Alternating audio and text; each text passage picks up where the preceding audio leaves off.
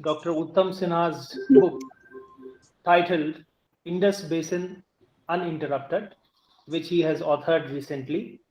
And I must say that Dr. Uttam Sinha was till recently a senior fellow at Nehru Memorial Museum and Library.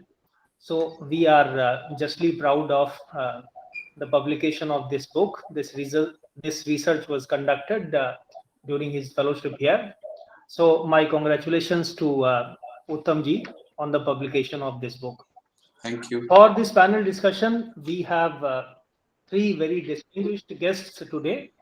We have Ambassador C A Raghavan, who is a very, very distinguished diplomat, served as the Indian High Commissioner to Pakistan from 2013 to 2015.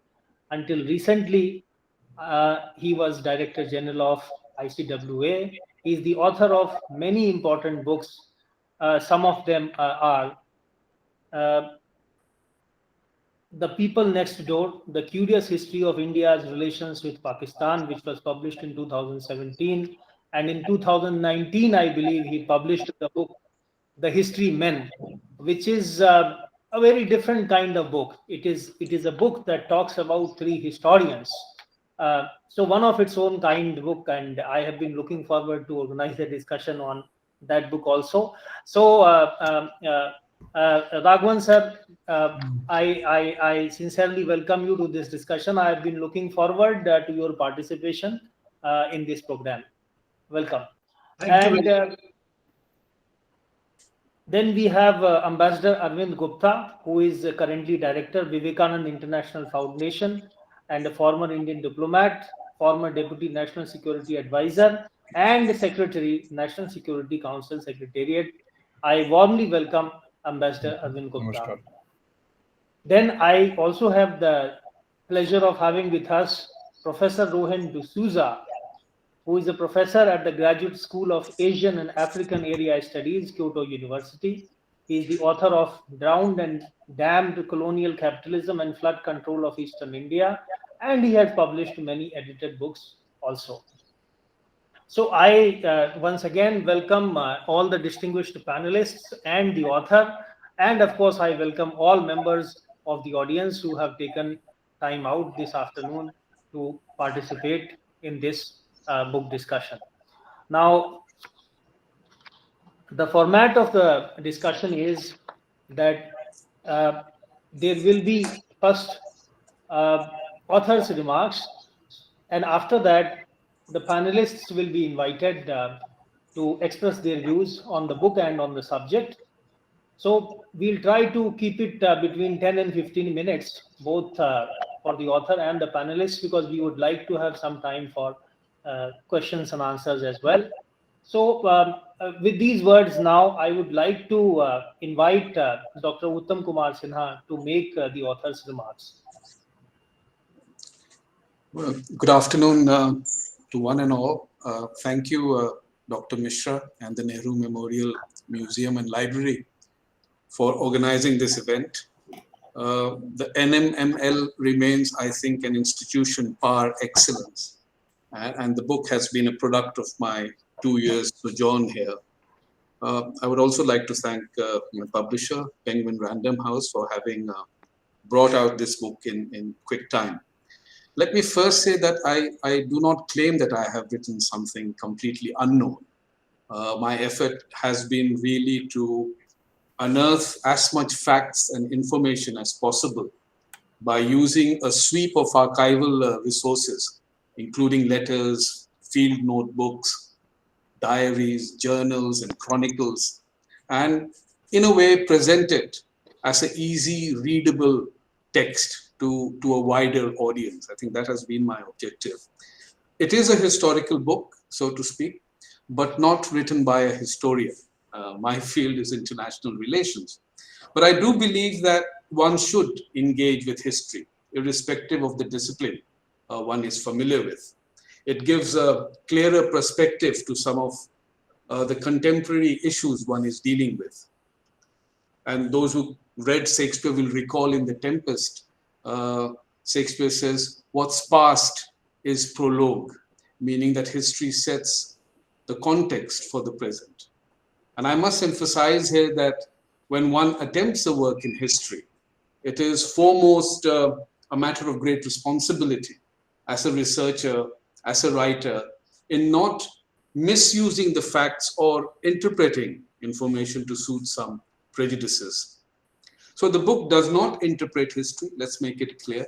It only narrates it through characters that run along the timeline of the Indus Basin, right till the signing of the Indus Waters Treaty in 1960. And many of these characters, as one observes, are influenced by concerns of pride, power, envy, fear, desperation, and many a times sheer greed. And their actions and consequences have been quite momentous. In a way, I think the book humanizes or personifies the Indus rather than merely treats it as a hydrological wonder. Now, as a subject, rivers are always very intriguing. And as they say, there is a history in all rivers, and there is a river in every history. And the Indus Basin exhibits an enormously rich hydrology heritage, and even till today remains a powerful symbol of the passage of time. And it continues to influence and in turn being influenced by the socio-political landscape in which it exists. The book is divided into 5 parts, and the first 3 parts dive deep into history, starting with the Indus civilization. Then it covers enormous ground, but not in a disconnected way, and comes to the medieval and Mughal period, and then to the British colonial era. The last 2 parts of the book, which is more contemporary history, it deals with the partition of the Indian subcontinent in 1947 and the making of the Indus Waters Treaty. Now, there are some striking themes that emerge from the history that I have covered, which I would like to share very quickly and highlight this. The first, I think there is a strong continuity of history in terms of knowledge on water management, starting right from the Indus civilization. The Harappans, as evidences clearly suggest, harnessed flood inundation irrigation and even dry farming in arid plains.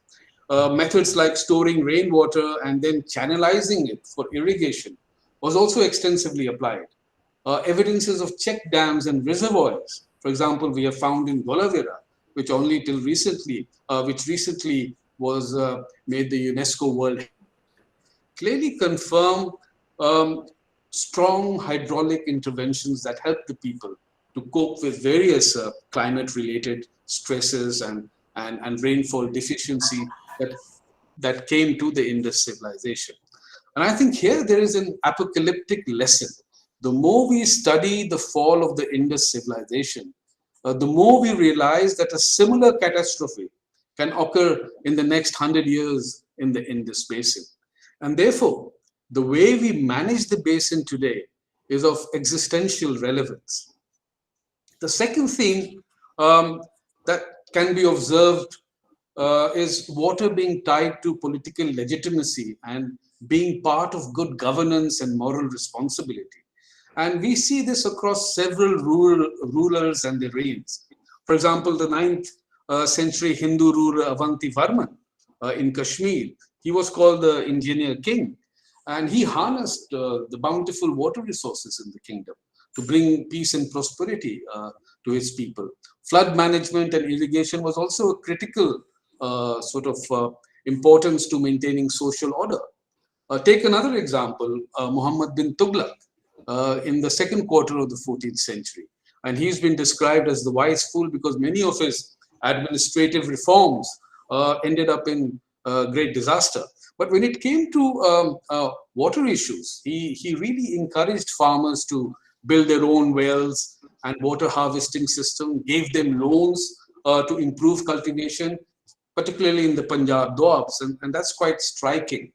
Firoz Shah Tughlaq and his reign was marked by a network of canals that he built, and which later was upgraded by the Mughal rulers and the British. As the British extended the irrigation system, in the later half of the 19th century. So we find this continuity of knowledge, continuity of improvements, and this is a sort of connect that you have in the long history of the Indus Basin. The third theme, I think, relates to the political economy and the strategic objectives that the Indus Basin presented to the Britishers. I think when the British traders came, the first objective was clearly to achieve a monopolistic trading position in that region. And navigation on the Indus was a key driver in the first quarter of the 19th century, before eventually, in the next half of the 19th century, it lost its relevance to the railways. But what we see in this period on the Indus Basin is a growing penetration of a bureaucratic military establishment, carefully designed by the utilitarian technocrats. And navigation on the Indus was quite striking, and it's ironical that we don't talk about navigation on the Indus today. Anyway, so navigation also brought in, I thought, some critical knowledge and cartography on the Indus, which we never had earlier. Foreign travelers came in and they recorded their own experiences as they traveled the basin. But here was a more systemic, scientific way of evaluating the Indus Basin, measuring the depth, the flow, etc., and etc. And I think that knowledge was quite significant and striking when the British came in. Of course, economic entrenchment in the region also required the control of the trans-Indus region that included Afghanistan and Persia. And the British strategic adjustments and their diplomatic maneuvering in the trans-Indus region, particularly with Afghanistan and Persia, because of the power rivalry in continental Europe between Russia and France, is quite fascinating. And I record this in detail in part 2 of the book. And we talk about Lord Minto's Three Wise Men and the diplomatic caravan which went across the Indus Basin terrains searching for alliances and pacts, are quite fascinating. Also, it was the time when the British, while they were making their diplomatic overtures, were also very carefully making geographic detailing. There was intelligence gathering and the whole observation of the social hierarchy in the basin, which is quite fascinating to study and read. Part 4 and Part 5 describes the partition and the making of the Indus Waters Treaty. And there are particularly 2 striking revelations here that I must share. The first being how during the time of the partition and the drawing of the boundary, the role of the Indian civil engineers and their sort of alertness resulted in the Firozpur headwork of the Satluj remaining in India's hand. And this was, I think, a great strategic significance, which the Indian political leaders were not fully aware of. And as the book accounts, it led to an urgent intervention that moved the Radcliffe line a few crucial kilometers west to India's advantage. Now, what comes out is, when you go through that section, what comes out is a nationalist argument of the Indian civil engineers who were clearly wedded in both the political and strategic, and defined India's right as an upper riparian country to establish claim of the waters in its territories before the downstream utilization became a prospective right. And I think that was something, for me, a great revelation as I went through the letters, the notes, the diaries of the civil engineers and the correspondence with the national leaders. The second revelation is a strong sub-nationalism that emerged in East Punjab over the water distribution, and often ran contrary to what the central government perspective of water sharing with West Punjab in Pakistan side was. And I think the mood in East Punjab, especially after the partition, was quite provincial, it was very emotive, and it was rooted in the ground reality of water requirement that did not really, in any sense, reflect the lofty reconciliatory goals of Nehru when he was in Delhi thinking about how he would deal with water with Pakistan. And I think there is a very interesting letter of Nehru to the Premier of East Punjab, Gopichand Bhargav, in April 1948, that in a sense defines the palpable tension between the center and East Punjab. And there are many such letters and correspondence we see, and we get a feel that the localized action in East Punjab often irked Nehru. And we get a good account of this in Jagat Mehta's book as well, when he deals with the issue of water. The final part, the making of the Indus Waters Treaty, is framed through several questions, which then I look into, and the answers are there once you read it. For example, how influential was the Tennessee Valley Authority and its chief, David Lilienthal, in creating a context of the treaty? Remember, David Lilienthal has come to India. He walks with Nehru on the sprawling lawns in Timurti, discusses the vision of the TVA, brings in great modernity into the thought process, engineering as a useful science to bring in development, etc., etc. I think this element is quite critical to the way the Indus Water Treaties comes about. And also the World Bank with Eugene Black, how did he carry this context of the TVA further, which eventually becomes a treaty in 1960? Did long years of negotiation with deadlocks and log jams that happened after 1952 lead to a certain fatigue between both the negotiating sides, India and Pakistan, and their engineers? Was the treaty a product of frustration that was eventually pushed through by the engineers and lacked political foresight and vision? What was the efforts of the prevailing international effects of the prevailing international conditions on the signing of the Indus Waters Treaty? I think these are some very important questions that I look into while framing this this particular part of the book, part 5 of the book.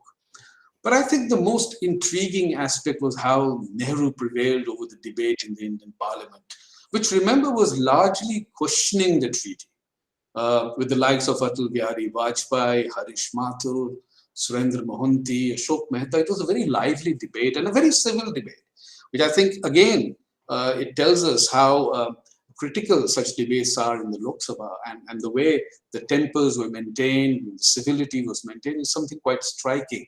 And you will find this in the section called Nehru Convincingly Unconvincing. And I think Nehru was very supremely confident of his worldview. And while he would listen carefully, he would eventually be the master of his own thinking. And I find this personality of Nehru quite striking when he is dealing with the water issues with Pakistan, through his correspondence with the political leaders in Pakistan, also through his correspondence with the provincial leaders in India, with his own party members, etc. And this is a striking quality, I think. And I think there is nothing uncomfortable in asking questions today, even if it is from more particularly from a research perspective, on Nehru's decision on the Indus Waters Treaty. Was it foolhardy? Was India irrationally generous in giving away waters to Pakistan? And the big question, of course, being, did India get the peace that was hoped for after signing the treaty? And there are answers to this in the book, which I would like you all to read and find out. I will conclude here by saying 6 decades on, the treaty continues to survive and function. Why it has, despite the wars, despite the political difficulty, certainly requires investigation. And this is what I have started now doing as part of my 2nd volume on the Indus Basin. Ladies and gentlemen, thank you for your kind patience. Thank you very much, Dr. Sinha. May I now invite Ambassador Raghavan to express his views on the subject.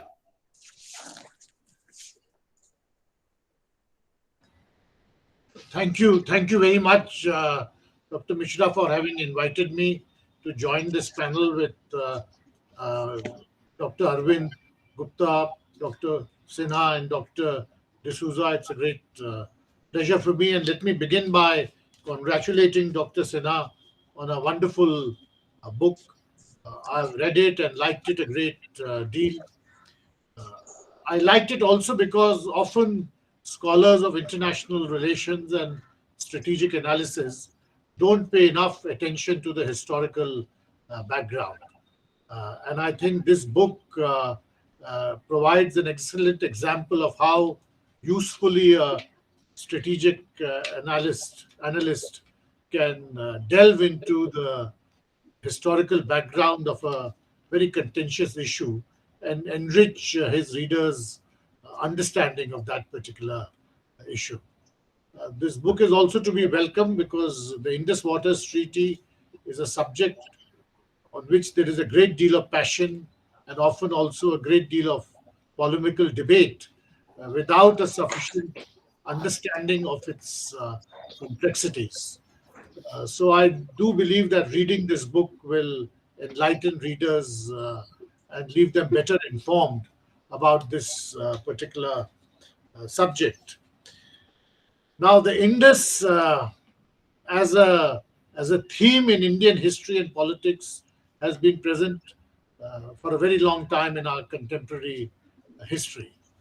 The Indus is often seen as a ideological frontier or an ideological divide, and there is this great Pakistani public intellectual and politician Etizaz Ehsan who wrote a book called The Indus Saga, in which the Indus is more than a fact of geography.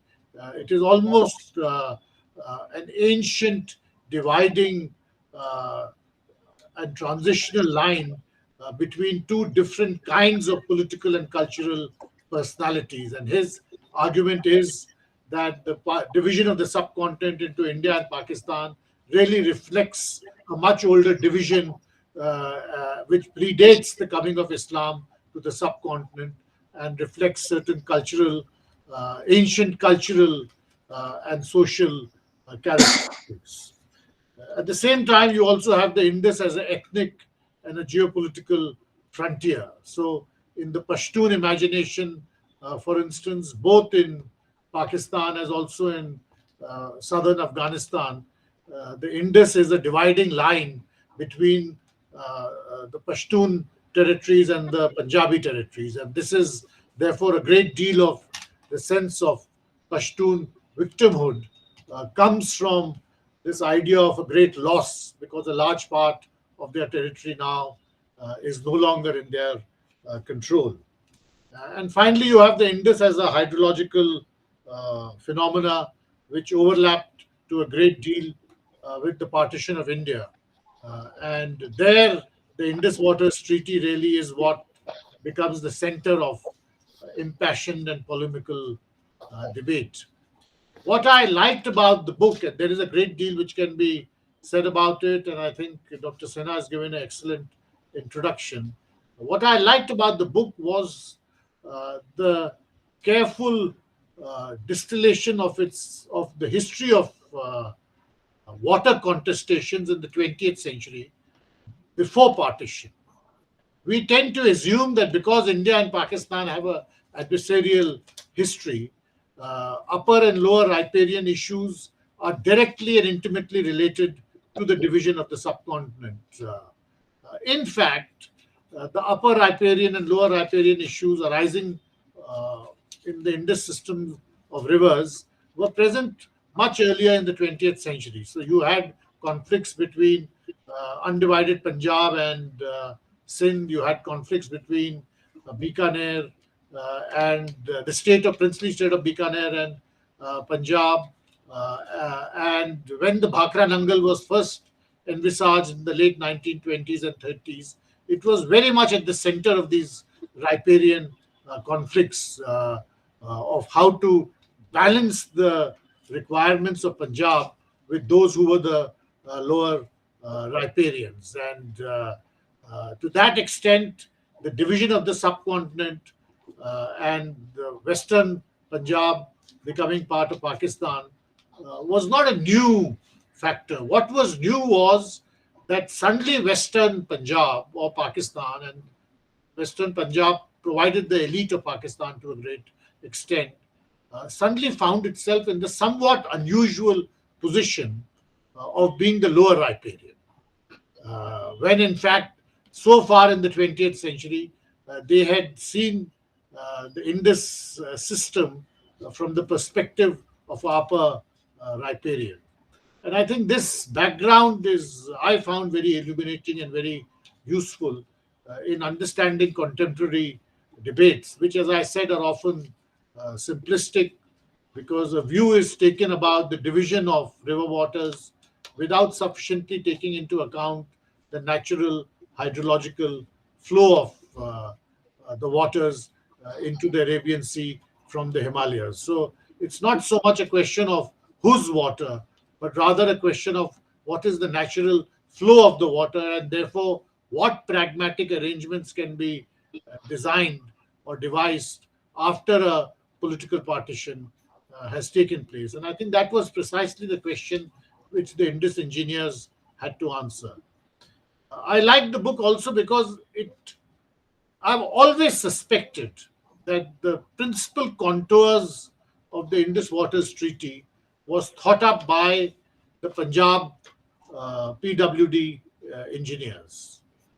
But they always felt it was too politicized and too sensitive an issue for them to carry on their own. And therefore, bringing in outsiders like the Americans and the World Bank enabled a package which they had always thought as being the only way out, which is that India be allowed to use the eastern rivers and some way be found of compensating Pakistan so that it could then build up alternative infrastructure to use the western rivers. That was broadly the solution they always had in mind. If I have a minute more, if I have a disagreement with the book, it is on the point which Dr. Sinha mentioned about Nehru being convincingly unconvincing in the parliament debate. And I agree that it was a very rich parliament debate on this particular issue.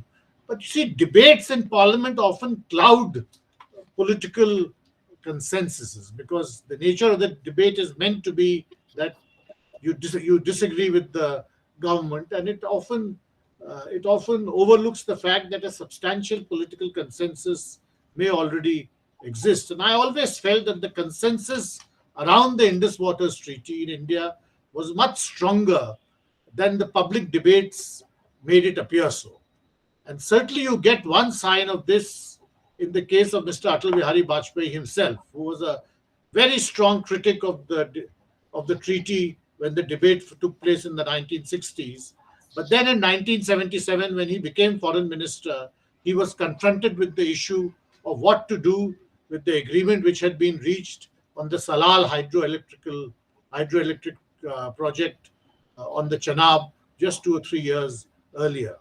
Now, the Salal hydroelectric project is in fact a good example of where India conceded too much because it felt that some deal is better than no deal. And it really fell to Mr. Vajpayee's, he had to take the call on whether to go forward with it.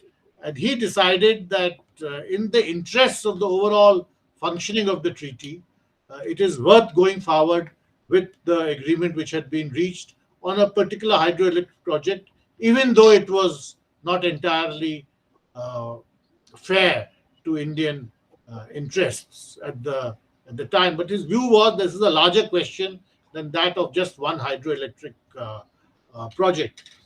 So I do think there was a greater consensus, and there continues to be a greater consensus today than the public debate would suggest.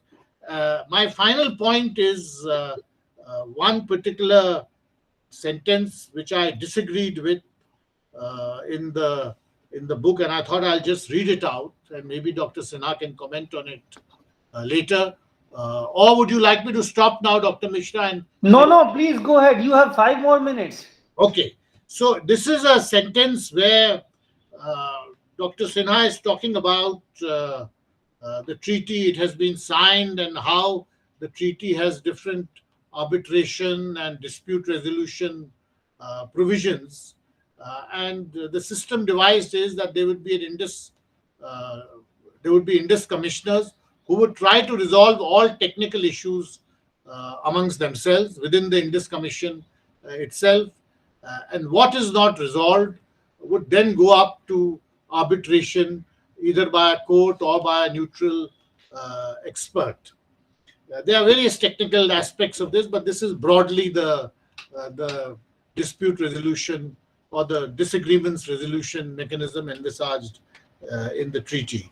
Now, there's a sentence which Dr. Sinha, and I'll quote him, quote, "The sweet success, one can argue, in the 60 years of the functioning of the treaty has now left a bitter taste, with Pakistan knocking at the door of the International Court of Arbitration for every hydro project that India plans to execute in Kashmir." Unquote. Now, my point is that why should it leave a bitter taste? Because in upper riparian, lower riparian disputes, as we know, it is in the nature of things that the disputant party will use every provision of the law available to him or her to see that their interests are satisfied.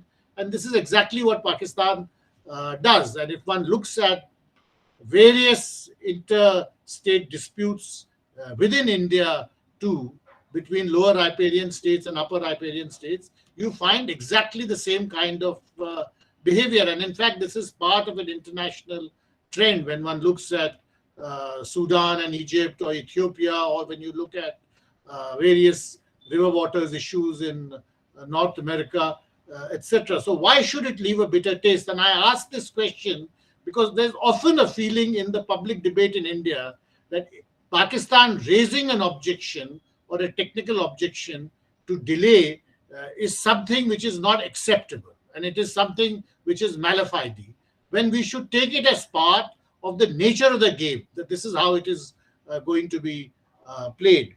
And my final closing point, and I now can't recollect, but in my feeling that in the book, if there was a gap,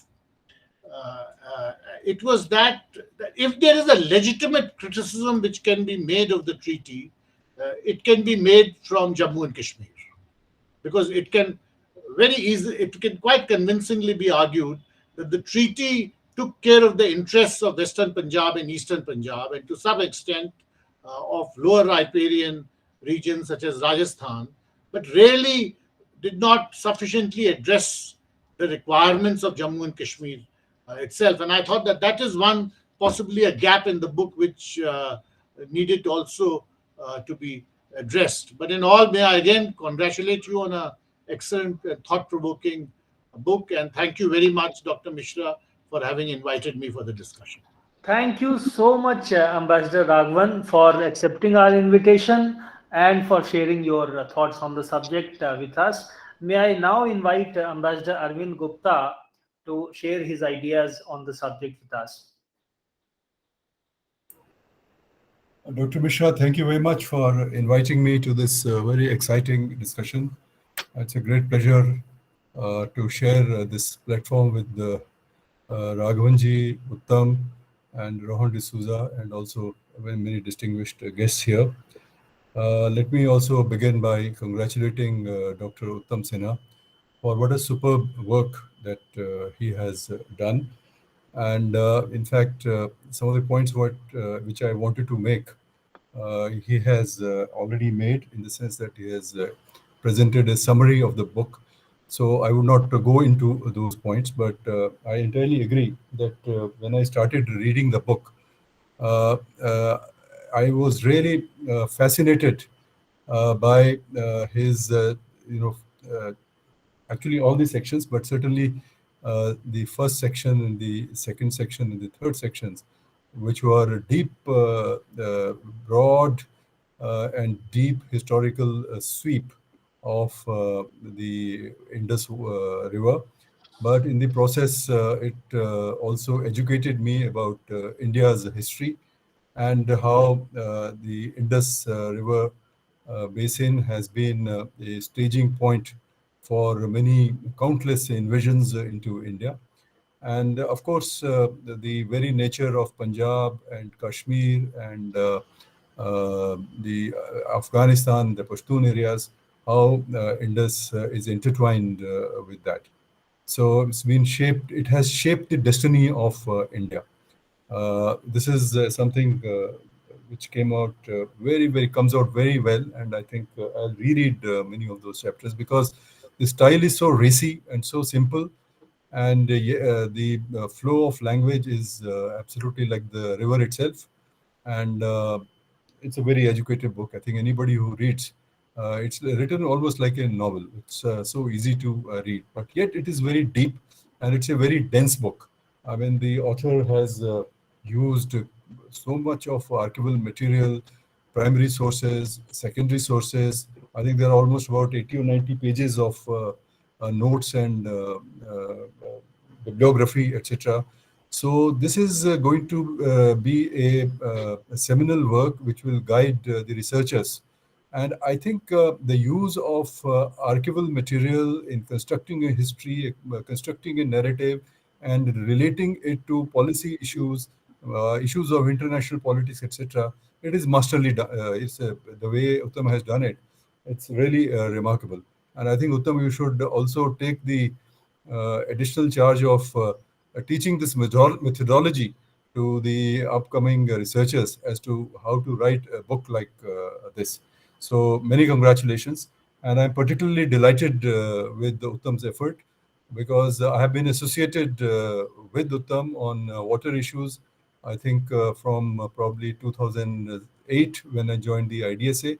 And our first joint product was India's water security. I think that is, and where we had looked at the Indus water and many other rivers and how it impacted India's security.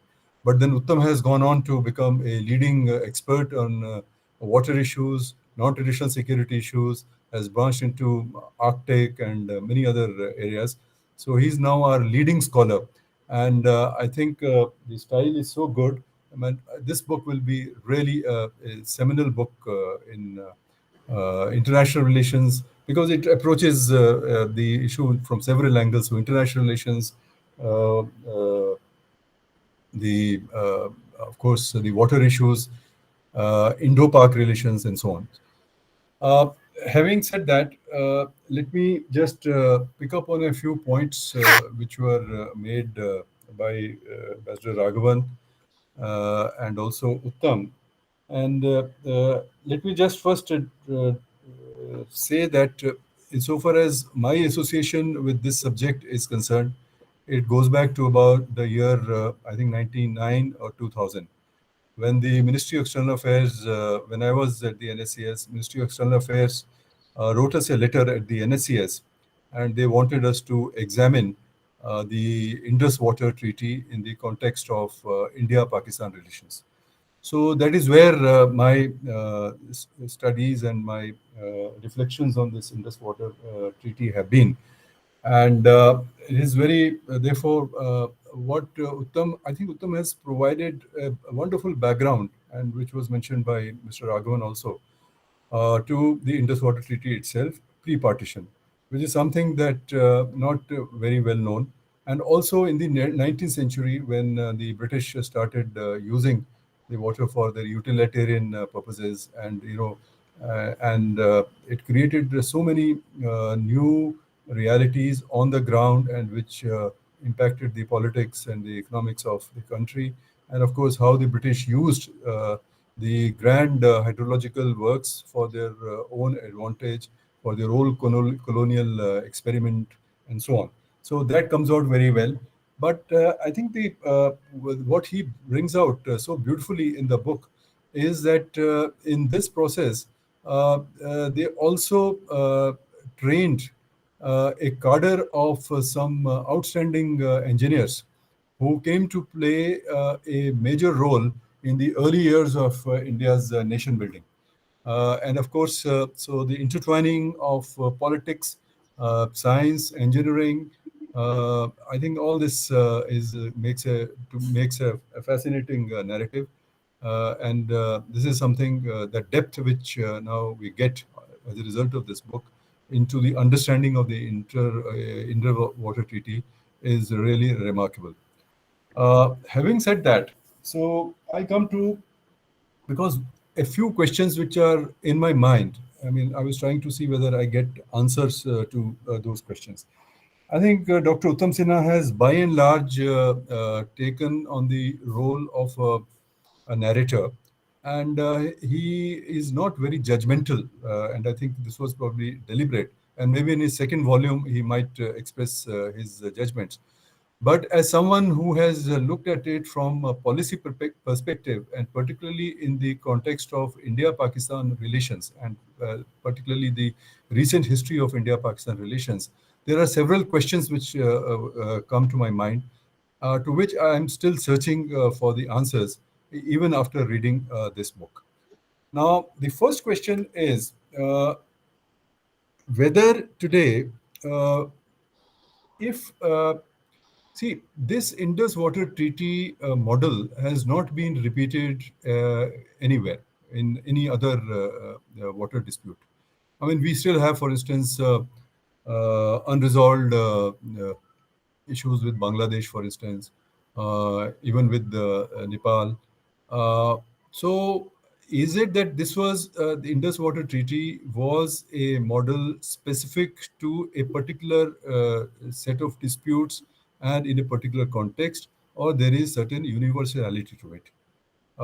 Yes, the political, economic, and geopolitical uh, events of the time created such an atmosphere that the World Bank came in, and they actually more or less, I think, forced both countries to sign the IWT, and but whether this can be repeated. In other words, uh, just as a hypothetical thought experiment, because though Raghavanji said that there is a consensus on IWT, but I'm not very sure about it. Because whenever there is a problem in India-Pakistan relations, particularly related to terrorist attacks, etc., the entire country stands up and says that we should walk out of the Indus Water Treaty, that Indus Water Treaty, we have been too generous to Pakistan, and now Pakistan is using the provisions of the dispute resolution to delay our projects and to put pressure on India, and that India has taken far more commitments than is warranted. And of course, a very important point which Mr. Raghavan made about the Jammu and Kashmir, and what is their view about it. And if we add to this the issues pertaining to climate change and how it is changing the hydrology, the way the misuse of water, and of course now we are having extreme weather events, which is also changing the topography of the various places. All this, if we put together, whether this Indus Water Treaty can bear that shock, and I think Uttam made that point. In next 100 years, there could be such changes that the Indus water itself might dry up, or its flows might reduce quite significantly. So I think Indus Water Treaty, as Uttam mentions in his book, is essentially a hydrological pause. That's the word that he has used. And there is this saga is continuing, and this will be unfolding in the future. We are not out of the woods. In fact, the pressure on the Indus Water Treaty will only increase further. And whether we have suitable mechanisms and models to deal with this problems is a question mark. Now, one point I think which needs to be made is that during the 50s, I think the Indian leadership probably still felt that you could do business with Pakistan. So you had all kinds of visits, and you had agreements, and all that happened. And though Kashmir was very hot in the UN Security Council, and a lot of people, I mean, under the UNCIP, teams were visiting India, etc. And people were quite becoming aware that internationalization of Kashmir has taken place. Precisely at that time, even when the Kashmir had unfolded, Nehru decided to agree to World Bank's involvement in the treaty. So I think there must have been some faith that perhaps India and Pakistan can resolve their differences. But that faith has taken a solid beating in the last 20 years or so, and particularly because of terrorism, particularly because now Pakistan is a nuclear state, and particularly also because Pakistan is now also a failed state, and China's influences. So many things have happened there. They are, of course, very happy in the sense that they won't express it, of course, that the treaty is very generous to them. So they will live with it. They will raise the objections, but they will not let it go. But this is not necessarily the case in the Indian thinking. Having said that, I think the Indian government, and after having toyed with all kinds of uh, alternatives as to what to do, can the Indus Water Treaty, Indus water or the waters which go into Pakistan, particularly of the eastern rivers, can we stop them? Can we use them somewhere else? Can we put some pressure on Pakistan, etc.? They have toyed with various ideas, but by and large, they have decided not to unilaterally abrogate the treaty because there could be consequences for that. So I think that's where but there is a great deal of consternation within the government also, I would say, that India is Pakistan is always able to use the treaty's provisions and put pressure on India. And I think that continues, and that is how I see the repeated references to the neutral expert or to arbitration and so on, because there is a method in that madness. And I'm not very sure whether we can really, every single project that we take will go to either neutral expert or to arbitration. So that is the stage that where we are in. And I know after Uri, and there was a serious consideration as to what to do with the IWT. And of course, the government decided that let's first use the provisions of the IWT, which we have not used as yet in terms of storage, etc., in Jammu and Kashmir. And Uttam's book mentions a number of projects, potential projects, storage dams, etc., which probably we can make. But with the way Kashmir is developing, it's very difficult to build a dam in Kashmir today. It's very difficult to build a power project in Kashmir. It is very difficult to have a civilized dialogue between the two states, that is Punjab and Kashmir, or even Rajasthan, on Indus Water Treaty and on how to use their waters. And of course, we are also seeing, not just in Indus Water context, we are also seeing what is happening in other states. So water has become a very emotive issue, a very difficult issue, even within India to resolve.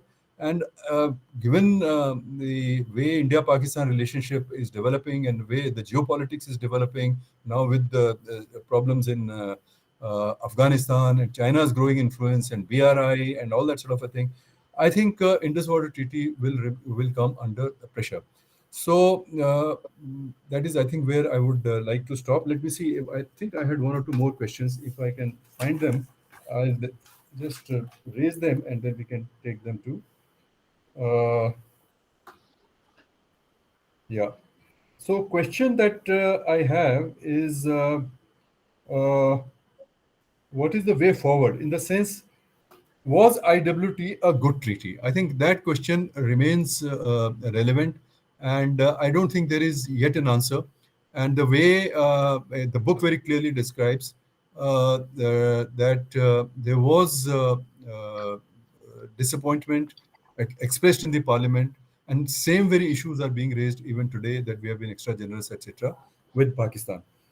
Secondly, what is the alternative? Can government really walk out of the treaty, and can we do an Indus Water Treaty 2.0? If you did Indus Water Treaty 2.0, what would be the contours and the shape of that treaty if that happens? And if we continue with this, maybe it will continue like that, but with Pakistan always creating problems if you want to make anything upstream. Pakistan has, as Uttam's book also brings out, that they have been very clear right from the beginning, right from 1948, that they have rights on the upper waters, which are with the upper riparian. So that kind of a thinking continues to inform their actions and so on. So I do not know what the answers are, because water questions are very difficult. If there is a goodwill, if two countries want to, answers, theoretically, yes, they are there. You go for joint development of the Indus water basin, but it is easier said than done. And this treaty was not exactly a joint development of Indus Water Treaty. It was a clean partition. It was a partition 2.0. I think Uttam probably does mention that. It was a partition 2.0. And that was not necessarily the best solution. But then probably that was the only solution maybe that was available at that point of time. But I think the questions will continue to be raised about the efficacy of that treaty. But thank you, Uttam. It's been wonderful reading this book. As I said, it's a dense book and it needs to be read again and again. Thank you. Thank you very much, Ambassador Gupta. And I would now like to invite Professor Rohan D'Souza to share his views on the subject with us.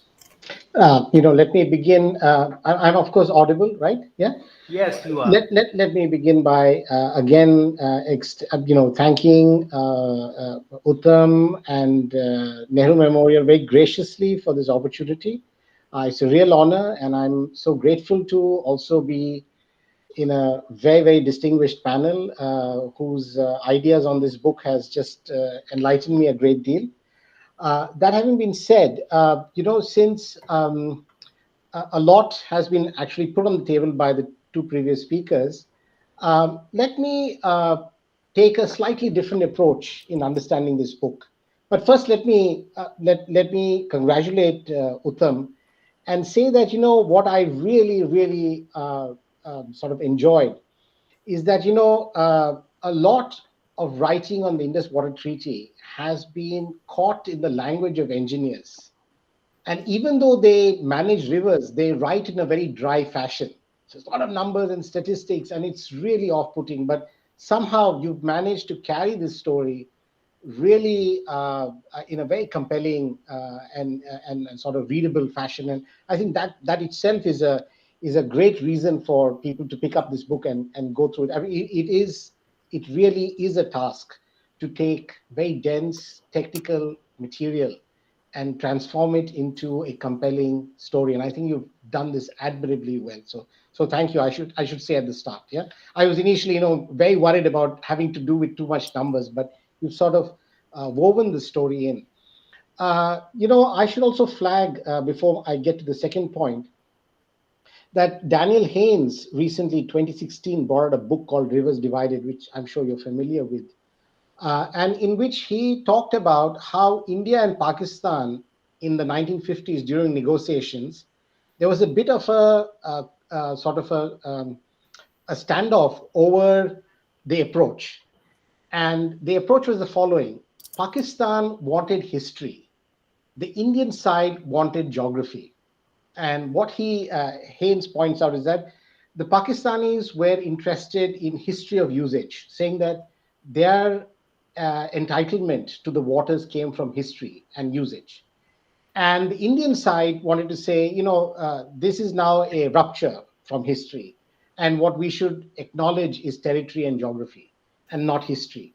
So for Uttam to actually center the question of history here is very fascinating, because this is not, forgive the pun, this is not the territory on which India argued. Yeah. So for you to actually front load history, I think is a very interesting a maneuver and strategy, and also as an approach. Yeah. Now, pushing that aside, I think let me say the first point. The fact that you've brought in history also needs to be explained insofar as why it's a very significant approach. First is that the period prior to the British, this entire geography is really by pastoral communities and trade. So it is a pastoral environment, which you quite bring across quite well. It's a territory in which people fight, but essentially where animals move. It's grasslands. It is inundation irrigation, which is subsistence irrigation. So it is not the landscape that begins to radically transform with the emergence of the British. And what you point out in the second chapter is very significant, because what you show, which has been argued elsewhere, and you do say at the start that you're rehearsing some of the existing literature on it, and that is it's the coming of the British that actually create the agrarian landscape of what we understand today to be India and Pakistan. And that is a not just a physical transformation, but it is a conceptual and intellectual and epistemological, sorry for the big word, epistemological transformation. The landscape becomes one ridden by canal networks, and the rivers for the first time are technical subjects, right? And that is why the emergence of the engineer, which you flag very nicely and very carefully, if you know, often there's this discussion.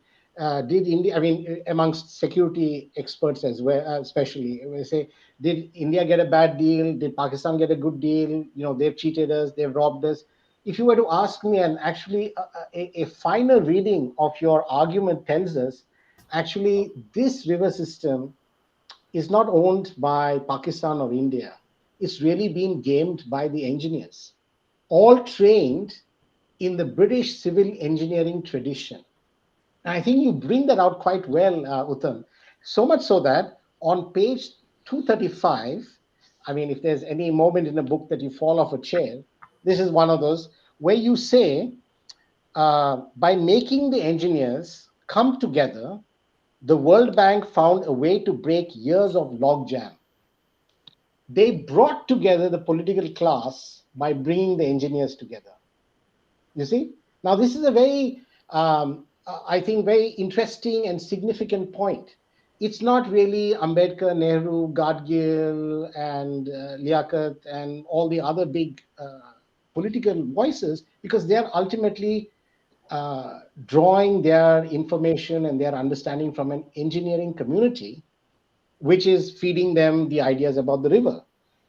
But what is significant, and something that comes out in your book, and I mean, I don't want to take too much time by flagging page numbers and so on and so forth, is that, you know, the belief that experts are neutral is not true.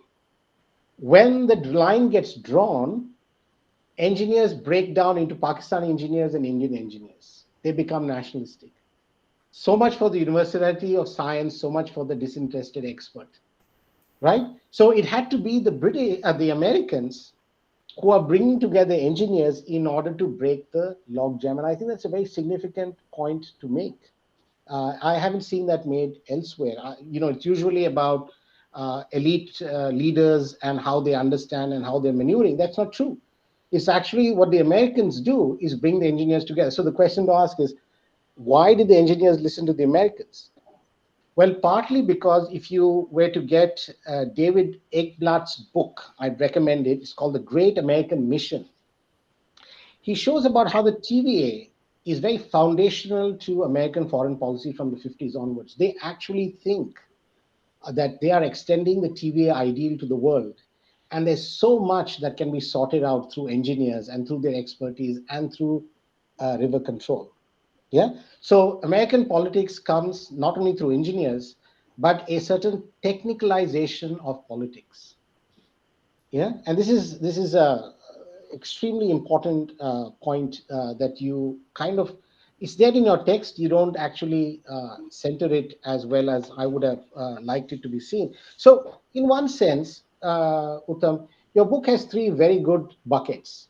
There's the economics, there's the politics, and there's the policy. And and you weave them fairly nicely. I mean, there's a conversation going on, and what I really also liked, and one should flag this, the fact that you had access to very good primary sources. You've nicely detailed, given us the reward of huge chunks of quotes all over the place. So for someone who would like to get into this, they can really get their hands wet, so to speak, yeah, with all the details. But I would end, and I don't know how much more time I have, that I think one of the points that I found was missing, and this is probably something you'll pick up in your next book, is that engineers know a great deal about water pressure, about cement, about pipes, about turbines, but they know very little about ecology. And in this entire book, there is very little of an ecological understanding of a river. Which is fascinating because, of course, the sources you're consulting, and it is not surprising that many of the engineers, including Kanwar Sen or Vishweshwarya or any of the big guns that were part the A.M. Khosla, all these guys who were really controlling the imagination of waters and rivers at that time. All these guys had very little understanding of the ecology of river, which you would get from a fisherman or from a fishing community. They would tell you much more about the variability of a river or the fish species or the biological aspect of the river. Yeah. So in one sense, this book remains innocent of that larger ecological question. And my own argument would be that actually sometimes when you use Pakistan and India, we think of two nations. When actually, if you unpack Pakistan more closely, and I'm thinking of the work of Danish Mustafa and Majid Akhtar, for example, you will see that really the heart of the Indus Water Treaty is really the entire agrarian demand, commercial agricultural demand from the Punjab, that huge chunk of land which soaks up much of this demand for that water. Yeah, all right, and in fact, very little of it goes to the sea down Karachi. So when you talk about Punjab is still hostage to the agrarian world. India, on the other hand, you see, there's not much of irrigation that can be generated from these rivers. It's actually hydro maximum. Yeah, right. So we have, and this is an engineering creation between downstream and upstream. It's not a natural division. It's an engineering creation. Engineers, again, as I urge you to consider, because I've done some work on this, engineers who are trained in the British setup on civil engineering, and then really pick up afterwards with the American coming of large dams. So we are blindsided in some level with the kinds of information that's available in the system. We know it from people who have got a really 19th century mindset. Yeah, right. They are not upgraded to what is currently happening with smart engineering and so on and so forth. So my submission is that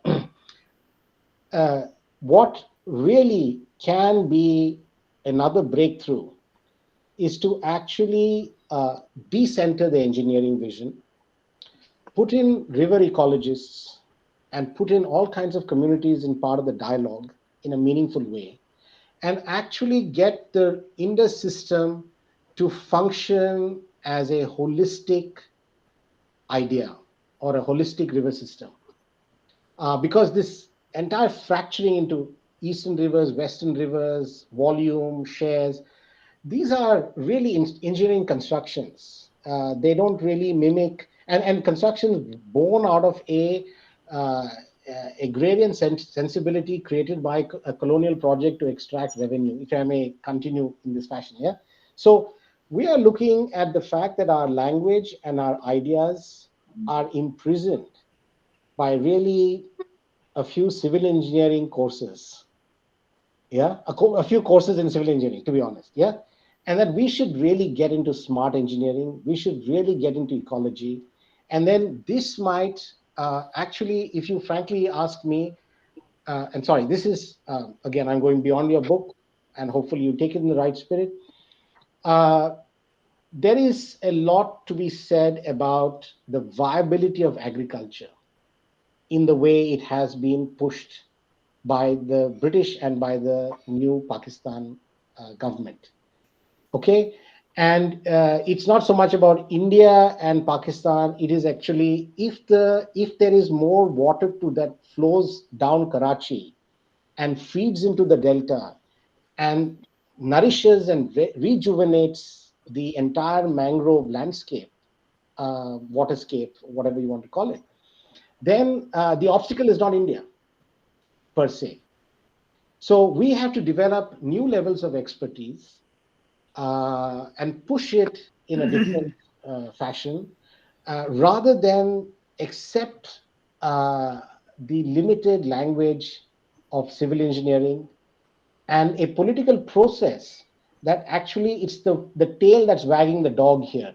We must understand that, in my opinion. Yeah, I've written some of this elsewhere, but let me not take away credit for the fact that this is a important book, a meaningful contribution, a significant entry at a interesting time in the India Pakistan kind of situation right now. Yeah, I can imagine all kinds of probationary officers from Indian Foreign Services, besides ambassadors, besides strategists, all of them reading this book and enjoying it for its sheer readability. But if I was to write volume two, Uttam, there's an entire way of escaping the need to undermine or decenter the engineer and escape their language, if at all. I mean, if nothing else, escape their language. So I should end on that because I have a tendency to forget when to stop. I'm very grateful for this opportunity. Really enjoyed the book.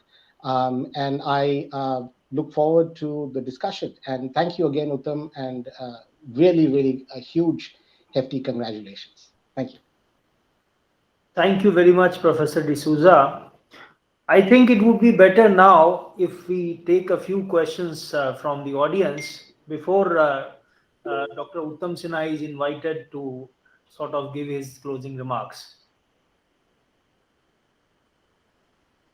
Yes, please go ahead. We have a question there. What is the name? Sham. Sham. Yes, please ask your question. Yes, sir. I'm trying to get the access of camera, but I'm not sure if it's something is not That's all allowing me. right. But if you're hearing, that's more than enough for me. So Yeah. thank you very much, and so many congratulations, sir, Uttam sir, for really a very great asset for the students like me. Sir, I belongs to Kutch, and for me, when it's about the Sindh, then it's really a concern about that because the land of Kutch was basically dependent on the water of the Sindh.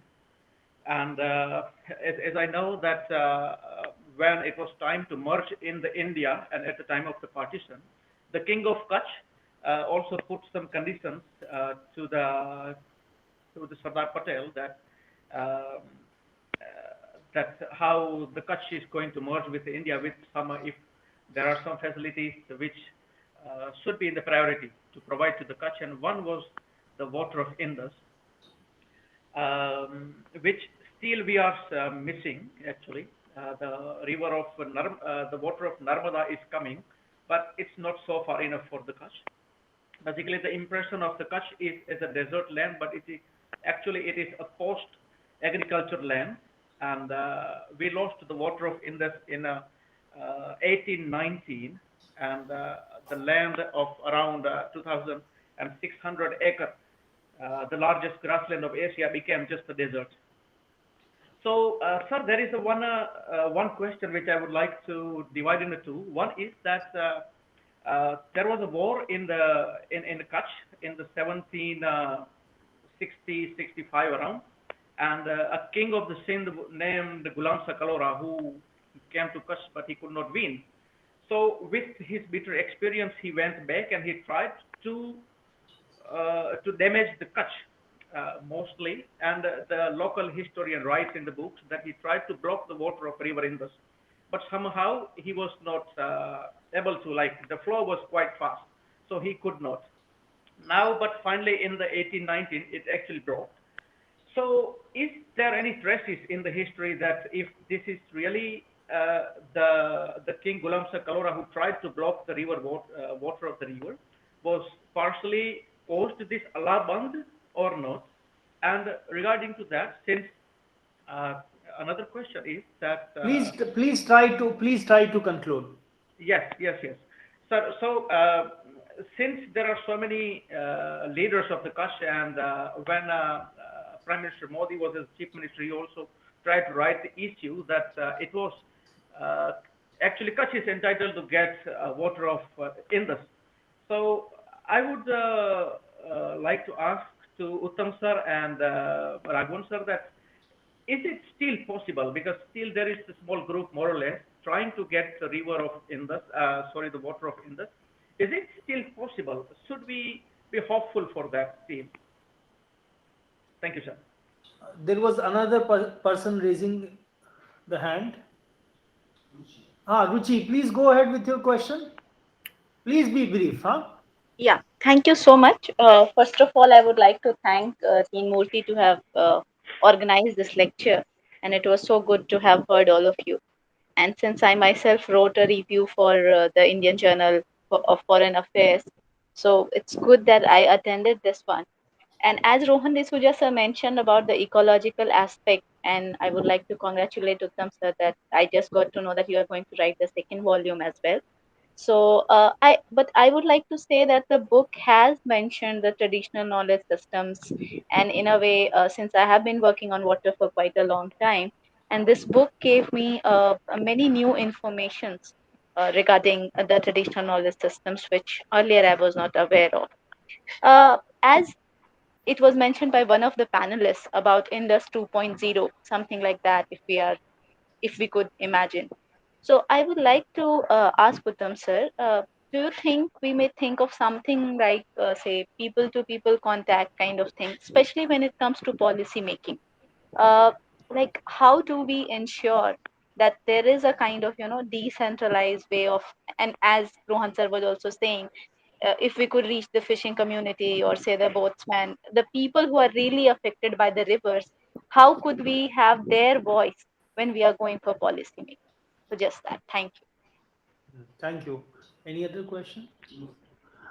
Okay, I don't think there is any other question. So, Uttamji, you have a lot of things to say. Please go ahead.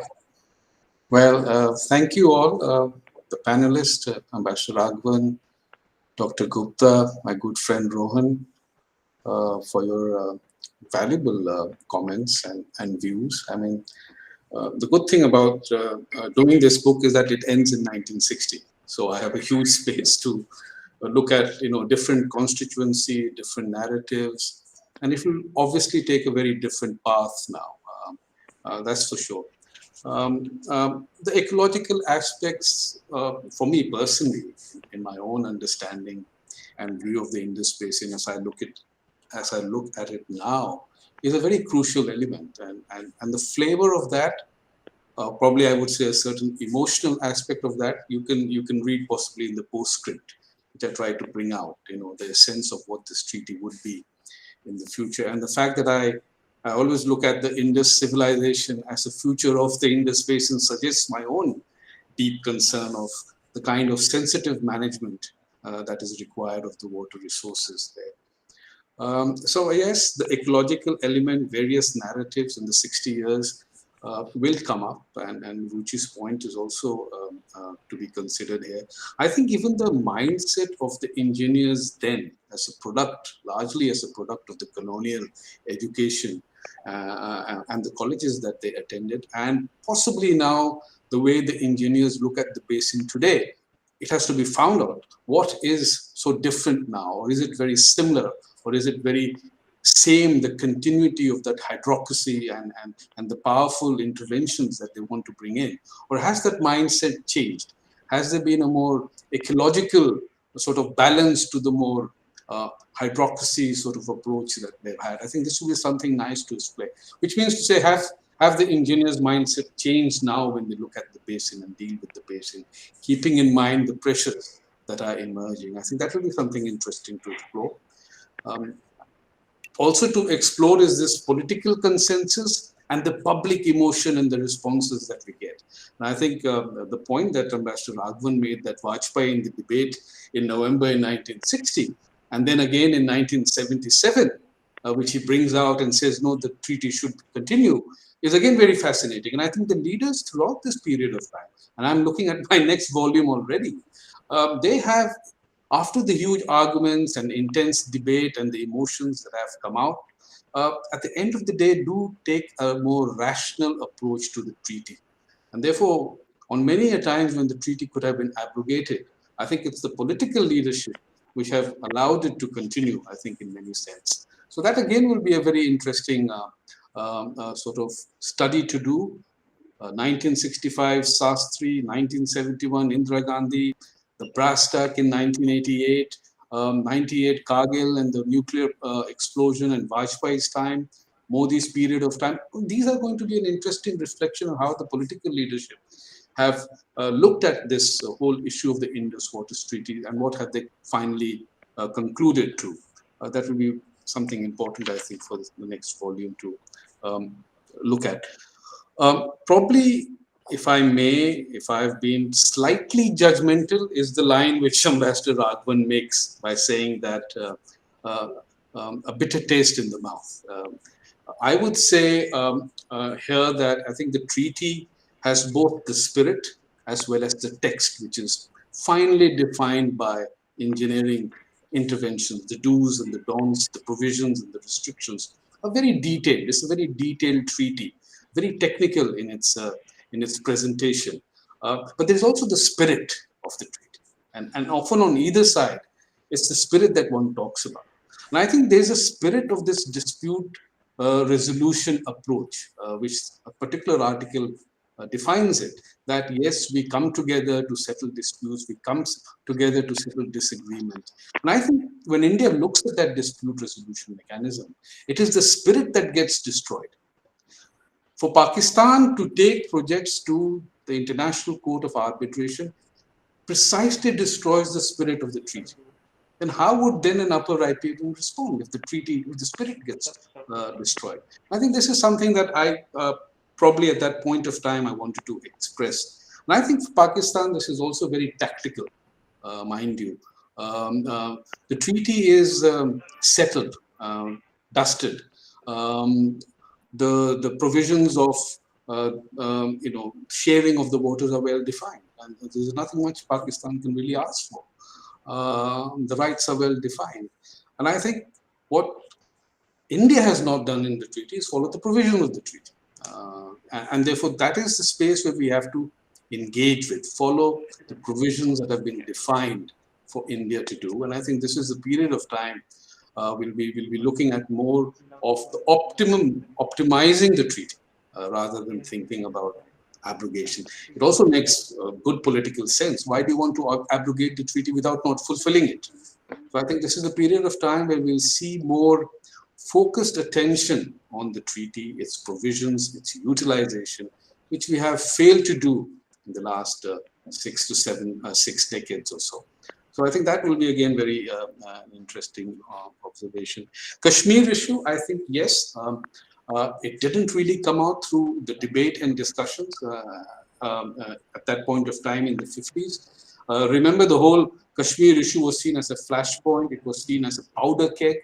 It was seen as another Korea in the making. So I think there was a great deal of international attention to sort of douse the whole the difficulties that was emerging, and really in the sense of utilization of water for the Kashmiri was not really thought about. And of course, yes, the focus and attention was on the eastern rivers very clearly, and for Nehru quite clearly it was the eastern rivers that mattered because they were the linked developmental plans, they were issues of agriculture and food production, which he clearly says and explains in his various letters and various debates in the parliament as well. So clearly the eastern rivers were the focus of attention, which now is not the case really. Apart from some more development work required on the eastern rivers and to utilize some of the free-flowing water that still goes to Pakistan, you still have now the attention on the western rivers. And that's what makes the treaty very, very sort of wobbly at this moment, because it's the western rivers, it's Kashmir, etc., and etc. So that's the point. I think the debate on Kashmir was not really there in the 50s in the parliament or through the leaders from Kashmir itself. It was basically to ease the conflict that was emerging and quickly have this treaty in place by 1960 as it happened. There was also a larger international, what is called water for peace sort of narrative shaping up, developed critically by the Eisenhower administration in Washington. and they were focusing on the Jordan River in West Asia. Simultaneously, the World Bank was working on the Indus Basin. I think this championing water for peace was an important political and a strategic approach, which was again being dominated by the US strategic thinkers, in particularly Eisenhower's that sort of parallel approaches that was happening in the Jordan Basin and in the Indus Basin. And very soon, the United Nations role in the Mekong. And I think these were three great connects during the 50s that was important. And I think we were also, the political leaders in India were also a product of that. Larger peace drive, larger reconciliation, looking at resolving issues, because these are very early days of nation state building. Development was very critical. And I think Nehru, in certain sense, realized that he didn't want to get bogged down with affairs with Pakistan on issues that will derail many of his larger plans and visions that he had for India. So I think the story, of course, ends in 1960 with the book, but there's a huge story that emerges after 1960, which I hope to carry on in my next volume. And the last bit on what Dr. Gupta said, was it a model ever to be repeated again? I don't think so. The World Bank clearly, after going through this 8 years of intense negotiation, at times completely frustrated by the way things were working, never ever did they ever venture into another such kind of third-party mediation role. And Indus, therefore, still remains uniquely an important treaty in terms of mediation, in terms of political management, in terms of technically defining the water sharing between India and Pakistan. So thank you for these questions. Thank you, Dr. Mishra, Ravi Mishra, for hosting this. I've been particularly